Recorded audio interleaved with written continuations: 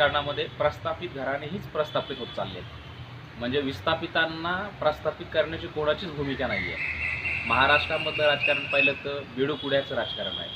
पक्ष कुठलाही असो, परंतु तीच घराणी आणि त्याच लोकांना सीट दिली जातात आणि त्याच लोकांना निवडून आणून सत्तेत आणलं जातं.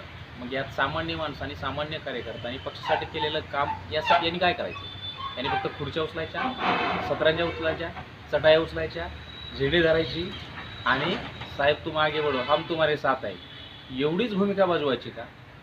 मला असं वाटतं की सगळी लोक आणि सगळी पक्ष सारखीच आहेत. यात गोरगरिबाचे लेकरं आमदार झाले पाहिजेत, खासदार झाले पाहिजेत, ना की प्रस्थापितांना प्रस्थापित करण्यासाठी किंवा घराणेशाही पुढे चालण्यासाठी राजकारण इथून पुढचं बदलायला पाहिजे. ते तुम्ही आणि आपण ठरवायला पाहिजे आणि मतदान करताना त्यांना त्यांची जागा दाखवायला पाहिजे. या निमित्तानं विचार करतात आणि भविष्यात येणारं मतदान अधिकार बजावताना एकदा तरी विचार करताल अशी आशा करतो.